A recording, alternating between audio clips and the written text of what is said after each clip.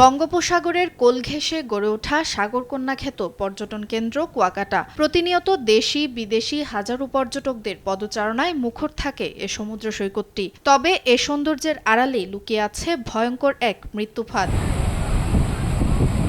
সৈকতের 0 পয়েন্ট থেকে 2 কিলোমিটার পূর্বে ঝাউবন এলাকায় সরকারি জমিতে অবৈধভাবে গড়ে ওঠা শিকদার রিসোর্টের মালিকানাধীন বিচ ক্লাব নামের স্থাপনাটি গত 2022 সালে গুড়িয়ে দেয় জেলা প্রশাসন।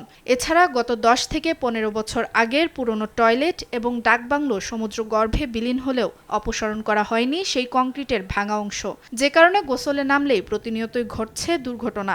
কংক্রিট এত পরিমাণে বেড়ে গেছে যে আমরা এখানে গোসল করতে যাচ্ছি, আমাদের পায়ে বেঁধে যাচ্ছে। ভাঙ্গাচুরা বিল্ডিং, বর্ষাকালে আমাদের নৌকা পিড়ে এর উপরে উঠে অ্যাক্সিডেন্ট করে রড ঢোকে পায়। আমরা জেলেরা অনেক সময় নামি এই পড়ে যাই, তুবনে বাইরিয়ানের সময় ওইতে ব্যথা পাই। এগুলো পরিষ্কার করার দরকার। কংক্রিটের এই অংশগুলো শুধু নিরাপত্তার বিষয় নয়, পর্যটন শিল্পের জন্য মারাত্মক ক্ষতিকর। তাই দ্রুত সমন্বিত উদ্যোগ নিয়ে এসব অপসারণ করা জরুরি বলে দাবি পরিবেশ কর্মীদের। সৈকতের বিভিন্ন পয়েন্টে বিভিন্ন স্পটে এলোমেলো অবস্থায় কংক্রিট গুলো পড়ে আছে। যখন জ্বর হয় তখন এই কংক্রিট নিচে থাকে, তখন পর্যটকরা সমুদ্রে গোসল করতে নামলে প্রতিনিয়ত এই কংক্রিটের সাথে বেজে অনেক দুর্ঘটনা ঘটে। প্রশাসনের ঊর্ধ্বতন কর্মী তাদের দৃষ্টি আকর্ষণ করা, বিশেষ সৌন্দর্য নষ্ট হয়ে গেছে, এগুলো যেন এখান থেকে অপসারণ করা হয়। আর সংশ্লিষ্ট সবার সঙ্গে কথা বলে খুব দ্রুতই এগুলো অপসারণ করা হবে বলে জানিয়েছে উপজেলা প্রশাসন। আমি এই বিষয়টা দেখেছি, আমাদের এলজিডির সাথে কথা হয়েছে, শিকদার এবং আমাদের বন বিভাগের সাথে। আমরা এই বিষয়টা আমাদের যাদের এই ভবনগুলো ছিল তাদের সাথে কথা বলে আমরা যাতে খুব দ্রুত তার সাথে অপসারণ করা যায় সে ব্যবস্থা নিব।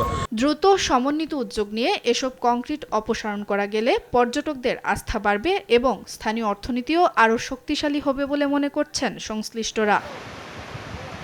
সুপ্রিয়া তৃষা, নিউজ ডেস্ক, দেশ টিভি।